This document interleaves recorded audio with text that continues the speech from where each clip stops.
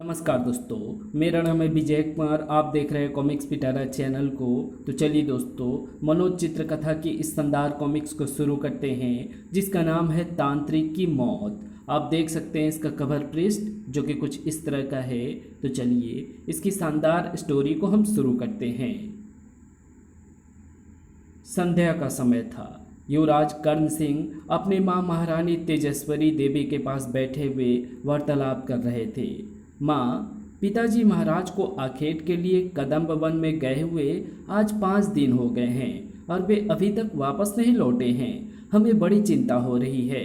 बेटा, चिंतित तो हम भी हैं, क्योंकि तुम्हारे पिताजी महाराज जब भी कभी राज्य से बाहर जाते थे तो अपनी खानदानी जादुई अंगूठी पहन कर जाते थे, लेकिन इस बार वे भूलवश वो अंगूठी भी नहीं पहन कर गए।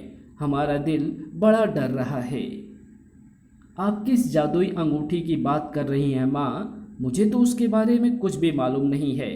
क्या आप मुझे उसके बारे में कुछ बताएंगी? बेटा, बहुत समय पहले हमारे बुजुर्गों को एक तांत्रिक ने एक जादुई अंगूठी दी थी। वो हर विपत्ति से हमारे खानदान की रक्षा करती है, कहकर महारानी उदास हो उठी और चिंतित हो बोली।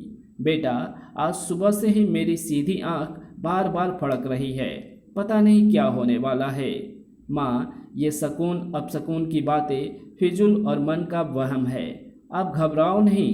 पिताजी महाराज कभी संकट में नहीं फंस सकते। वे शीघ्र ही सकुशल लौट आएंगे। तभी सेनापति चंद्रमणि ने बदहवास सी अवस्था में राज उद्यान में प्रवेश किया। अरे सेनापति जी, इस अवस्था में क्यों भागे चले आ रहे हैं? सेनापति जी तो महाराज के साथ आखेट पर गए थे, फिर ये अकेले ही बदहवास अवस्था में क्यों भागे आ रहे हैं? महाराज कहाँ है?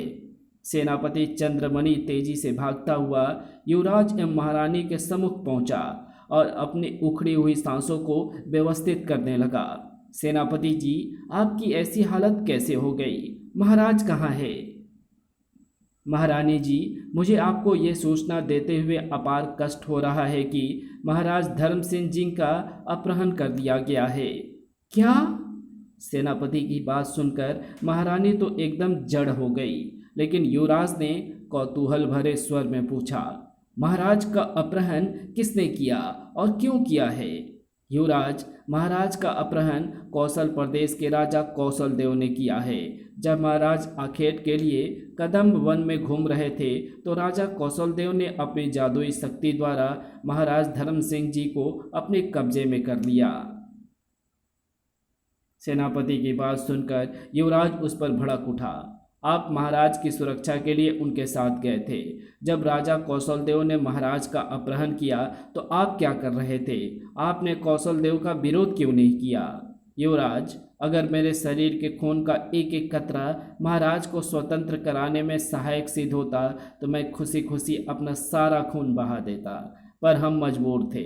राजा कौशल देव के जादू में बंधे हम लोग चाहकर भी महाराज को स्वतंत्र ना करा सकें। इसका मुझे बेहद अफसोस है। सेनापति जी, आप हमें महाराज के अपहरण की घटना विस्तार पूर्वक बताइए। युवराज, कदम्ब वन में 4 दिन तक लगातार छोटे छोटे जंतुओं का आखेट करने के पश्चात अचानक महाराज धर्म सिंह जी को एक सफ़ेद बाघ दिखाई दिया। महाराज ने बाघ को देखकर अपना घोड़ा उसके पीछे लगा दिया। मैं भी महाराज के साथ साथ था। 5 अन्य सैनिक भी हमारे साथ थे। अचानक भागता हुआ सफ़ेद बाघ एकाएक अदृश्य हो गया। अरे, ये बाघ कहाँ अदृश्य हो गया? यहाँ तो कोई झाड़ी वगैरह भी नहीं है। महाराज, मुझे तो वो बाघ मायावी लगता है, तभी तो इस तरह अदृश्य हो गया। सेनापति, आप भी कैसी बच्चों जैसी बातें करते हैं? ये बाघ मायावी कैसे हो सकता है? हम उसकी खोज में आगे जाएंगे और उसका आखेट करेंगे। तभी वो सफ़ेद बाघ पुनः दिखाई दिया। महाराज उसका पीछा करते हुए अपना घोड़ी तेजी से सघन वन की ओर दौड़ाते हुए ले गए। मैं और सैनिक हैरत में डूबे पीछे रह गए। जैसे ही मैं हैरत से उभरा, सैनिकों के साथ उस ओर बढ़ गया। जिस ओर बाघ का पीछा करते हुए महाराज गए थे। अचानक हमारे भागते हुए घोड़े थम गए। ऐसा लगा जैसे किसी अदृश्य शक्ति ने उन्हें रुकने पर मजबूर कर दिया है। अरे ये क्या हुआ? ये घोड़े रुक क्यों गए? कमाल है। तभी एक सैनिक की दृष्टि दूर एक पेड़ के नीचे घोड़े पर बंधे महाराज पर पड़ी। वो चिल्ला उठा, अरे वो देखो, महाराज घोड़े पर बंधे हुए हैं। महाराज की ऐसी अवस्था किसने की? हमें आगे बढ़कर महाराज के बंधन खोलने चाहिए। ये कहकर जैसे ही मैंने एवं सैनिकों ने अपने अपने घोड़े से उतरना चाहा, अरे हम चाहकर भी घोड़े से उतर नहीं पा रहे हैं। ये क्या चक्कर है? लगता है जैसे हम घोड़े से चिपक कर रह गए हैं। ऐसी अवस्था में हम महाराज की रक्षा कैसे कर पाएंगे? मैं और पांचों सैनिक अभी आश्चर्य में ही डूबे हुए थे कि महाराज के पास एक व्यक्ति प्रकट हुआ, जिसे देखकर मैं चौंक उठा। अरे ये तो कौशल प्रदेश के राजा कौशल देव हैं। ये यहाँ पर क्या कर रहे हैं? मैं अभी सोच ही रहा था कि कौशल प्रदेश के राजा कौशल देव मुझे लक्ष्य करके बोले, मैं तुम्हारे राजा को ले जा रहा हूँ। तुम लोगों में हिम्मत हो तो मुझे रोक लो। ओह, तो वो सफ़ेद मायावी बाघ कौशल देव का ही भेजा हुआ था। मैं घोड़े पर ही बैठा हुआ चिल्लाकर उससे बोला, तुम हमारे महाराज का अपहरण करके क्यों ले जा रहे हो? ये मैं तुम्हें नहीं बताऊंगा। कौशल देव, तुमने तंत्र मंत्र द्वारा मुझे एवं सैनिकों को बांध दिया है, इसलिए हम तुम्हें नहीं रोक सकते, वरना हम तुम्हें मजा चखा देते। ओह, तो तुमने मुझे पहचान लिया है। कौशल देव, इस समय तुम्हारा दांव ऊपर है, लेकिन याद रखना, हम शीघ्र ही अपने महाराज को छुड़ाने कौशल प्रदेश आएंगे। मैं उस दिन की प्रतीक्षा करूंगा। इतना कहकर कौशल देव उछलकर महाराज के घोड़े पर बैठा और उसे एड़ लगाकर वहां से सरपट भगा ले चला।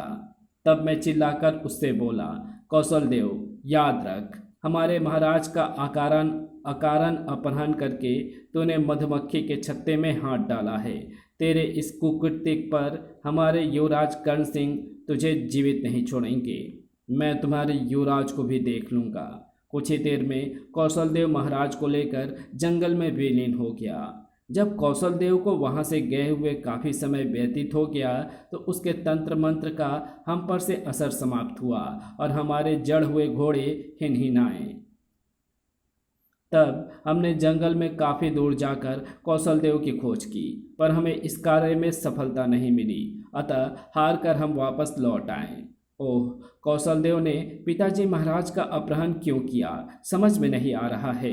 महारानी तेजस्वरी देवी, जो कि अभी तक चुपचाप दुखी हृदय से उन दोनों का वार्तालाप सुन रही थी, युवराज कर्ण सिंह से बोली, बेटा अब क्या होगा? तुम्हारे पिताजी पता नहीं कौशल देव को कैद में किस अवस्था में होंगे।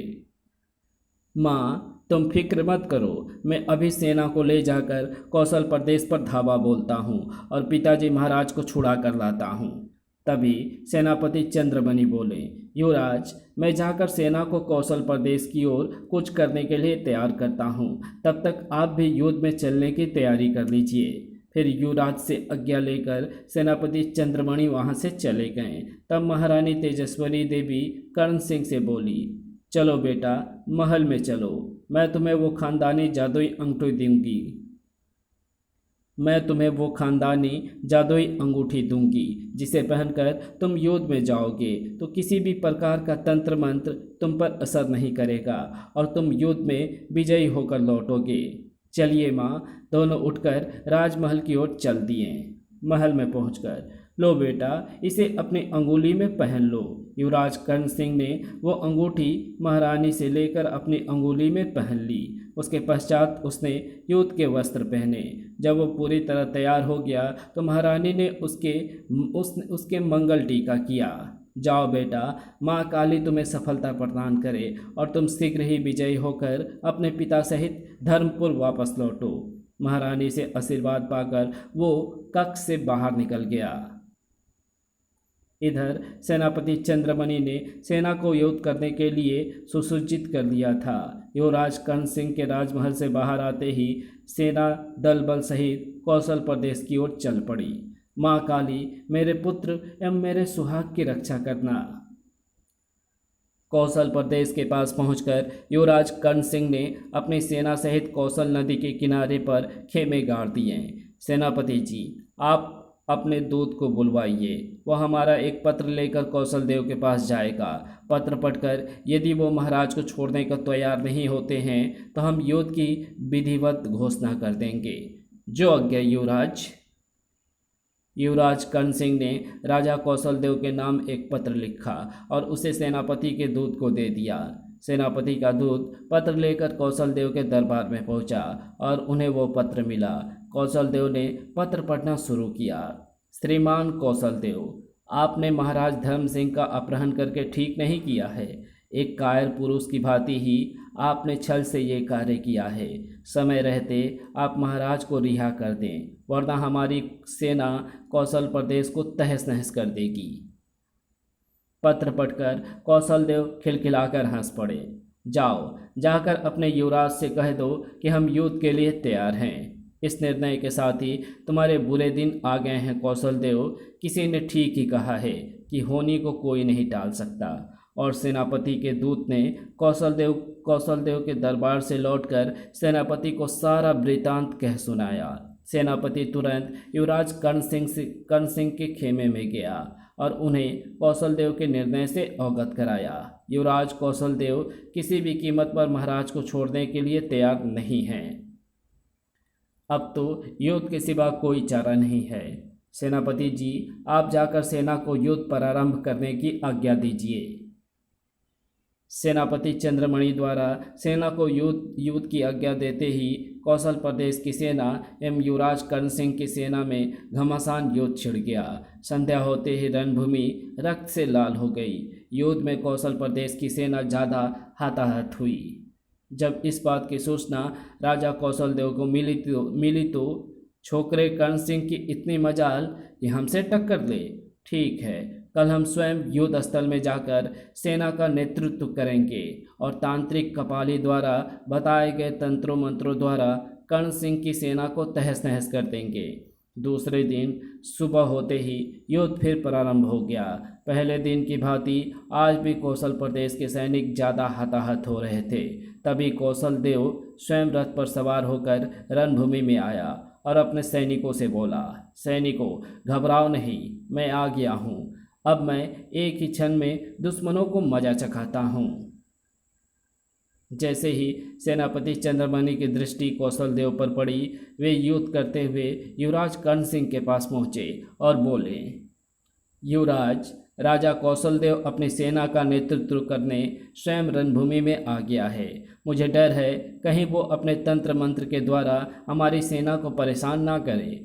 कहाँ है वो पाची? मुझे शीघ्रता से उसके पास ले चलो। तब सेनापति चंद्रमणि युवराज कर्ण सिंह के रथ को कौशल देव के सामने ले गए। कौशल देव को देखकर युवराज भ्रिकिटी चढ़ाकर उससे बोला, कौशल देव, हमारे पिता को छोड़ दो वरना हम पूर्ण कौशल प्रदेश को वीरान कर देंगे। तो तुम ही हो युवराज कर्ण सिंह? ठहरो, मैं अभी एक ही क्षण में तुम्हारे दर्प को चूर चूर कराता हूँ। कौशल देव ने मन ही मन कुछ मंत्रों का उच्चारण किया और युवराज कर्ण सिंह का निशाना ले तीर छोड़ दिया। तीर विद्युत गति से युवराज की ओर बढ़ चला। जैसे ही सर्राता हुआ तीर युवराज कर्ण सिंह के रथ के पास पहुंचा, युवराज ने बिना विचलित हुए जादुई अंगूठी वाला हाथ आगे कर दिया। अगले ही पल, अरे ये क्या हुआ? मेरा तीर असफल हो गया। जल्द ही तीर जलकर पृथ्वी पर गिर पड़ा। ये देखकर युवराज कर्ण सिंह हंस पड़ा। बस कौशल देव, इतना ही दम है तुम्हारे तीर में? इसके अलावा क्या कोई और भी तीर है तुम्हारे तरकस में? अगर है तो उसे भी आजमा कर देख लो। युवराज कर्ण सिंह की बात सुनकर कौशल देव मन ही मन तिलमिला उठा और क्रोध में भरकर उसने रथ में रखा भाला उठाया, फिर निशाना बांधकर कर्ण सिंह की ओर फेंक दिया। ले, इसके वार से बच। जैसे ही भाला लपलपाता हुआ युवराज कर्ण सिंह के रथ के पास पहुंचा, युवराज ने पुनः अपना अंगूठी वाला हाथ आगे कर दिया। तभी एक आश्चर्यजनक घटना घटी। भाला मुड़कर वापस कौशलदेव की ओर लौट चला और कौशलदेव के रथ पे गिर पड़ा। अरे! कौशलदेव ने झल्लाकर इस बार अपनी तलवार को निशाना बांधकर युवराज की ओर फेंका। बीतते भर के छोकरे, अब तेरी मृत्यु निश्चित है। इस तलवार के वार से तू कदापि नहीं बच पाएगा। तलवार सनसनाती हुई युवराज कर्ण सिंह की ओर बढ़ चली। तलवार के रथ के पास आते ही युवराज कर्ण सिंह ने मन ही मन माँ काली को याद किया और अंगूठी वाला हाथ आगे कर दिया। माँ काली, रक्षा करना। एक बार फिर कौशलदेव का वार खाली गया और तलवार बीच राह में ही टूट कर टुकड़े टुकड़े हो गई। ओह, लगता है ये छोकरा अवश्य ही कुछ तंत्र मंत्र जानता है, तभी तो ये मेरे हर वार को असफल किए दे रहा है। संध्या होने तक युवराज कर्ण सिंह राजा कौशलदेव के हर वार को जादुई अंगूठी द्वारा असफल करता रहा। ये देखकर कौशलदेव मन ही मन ताव खा रहा था। आज तो कर्ण सिंह ने मेरे हर वार को असफल कर दिया है, पर कल मैं किसी भी हालत में इसे जीवित नहीं छोड़ूंगा। इधर कर्ण सिंह की सेना कौशलदेव की सेना पर कहर ढा रही थी। धीरे धीरे दिन छिपने लगा तो युद्ध रुक गया। दोनों देशों की सेनाएं रणभूमि से वापस लौट गई। तब सेनापति चंद्रमणि युवराज कर्ण सिंह के खेमे में गया। युवराज, 2 दिन के युद्ध में हमने कौशलदेव की काफ़ी सेना को सफाया कर दिया है। यही नहीं, आज तो आपने कौशलदेव के भी छक्के छुड़ा दिए हैं।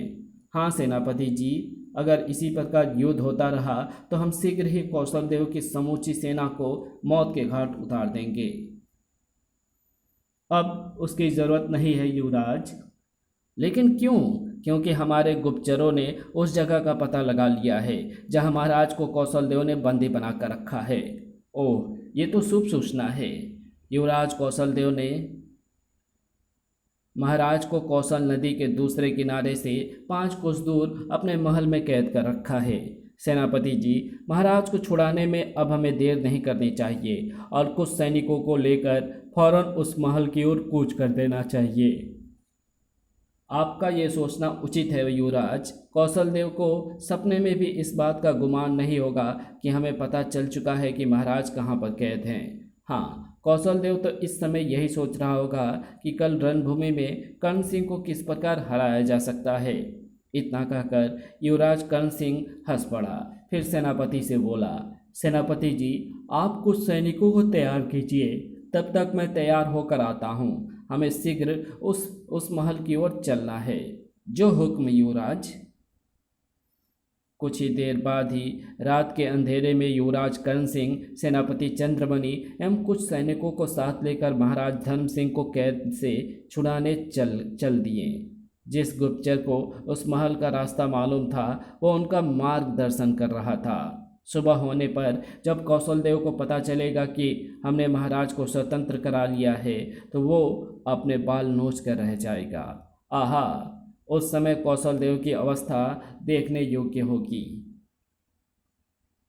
गुप्तचर उन्हें मार्ग बताता चल रहा था। कुछ समय पश्चात ही महल के द्वार पर पहरेदार पहरा दे रहे हैं। सैनिकों, इन पहरेदारों पर कहर बनकर टूट पड़ो और इन्हें मौत की मीठी नींद सुला दो। युवराज के आदेश पर सैनिक आगे बढ़ें और पहरेदारों पर टूट पड़े। जय काली, मार डालो दुश्मनों को। हाय! कुछ ही देर में सारे पहरेदार पृथ्वी पर मृत पड़े थे। शाबाश सैनिकों, शाबाश, अब जल्दी से द्वार को खोल डालो।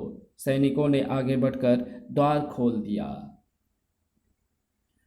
युवराज कर्ण सिंह, सेनापति एवं सैनिक द्वार में प्रवेश करके महल के अंदर गए। जैसे ही वे महल में घुसे उन्हें एक कक्ष में सलाखों के पीछे बैठे हुए राजा धर्म सिंह दिखाई दिए। युवराज कर्ण सिंह उन्हें देखकर खुशी से चिल्ला उठा, वे रहे पिताजी महाराज। फिर दौड़ कर गया और उस कक्ष की सांकल खोल दी। युवराज कर्ण सिंह को सामने पाकर राजा धर्म सिंह खुशी से चिल्ला उठा, बेटा तुम, मुझे विश्वास था कि मेरा बहादुर बेटा मुझे मुक्त कराने अवश्य आएगा। पिताजी महाराज, जल्दी कीजिए, हमें यहाँ से शीघ्र ही निकल जाना है।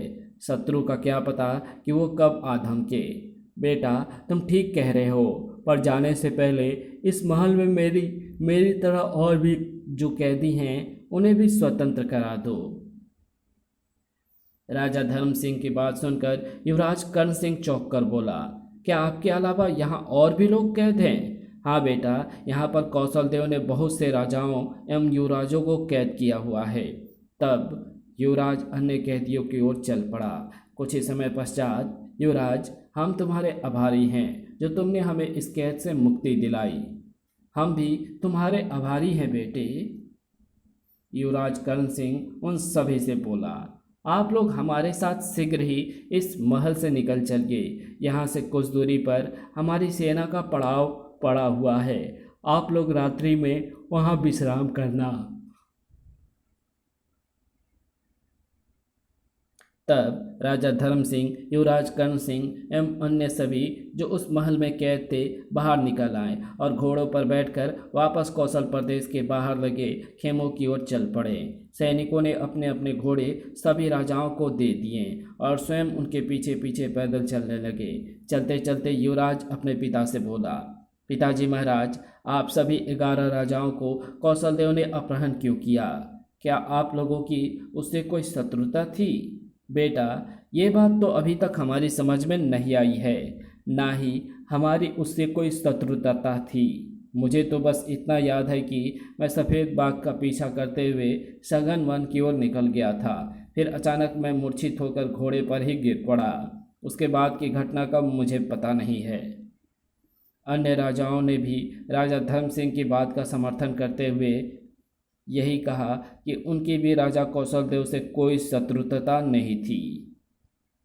सबकी बात सुनकर युवराज ने कहा, कोई बात नहीं, हम इस रहस्य पर से पर्दा उठाकर ही रहेंगे, चाहे इसके लिए हमें कुछ भी क्यों ना करना पड़े। मुझे तुमसे यही उम्मीद है बेटा। कुछ ही समय पश्चात वे अपने खेमे में पहुंच गए। उस समय अर्धरात्रि बीत चुकी थी। इस कहानी को यहीं समाप्त करते हैं। इसके आगे कहानी पढ़ेंगे इसके पार्ट 2 में। तो मिलते हैं इसके दूसरे पार्ट में। तब तक के लिए बाय। अगर आपको ये वीडियो पसंद आई हो तो इस वीडियो को लाइक शेयर कमेंट ज़रूर कर देना। चैनल पर नए हो तो चैनल को सब्सक्राइब कर ऑल नोटिफिकेशन को सिलेक्ट ज़रूर कर देना। Thanks for watching my videos.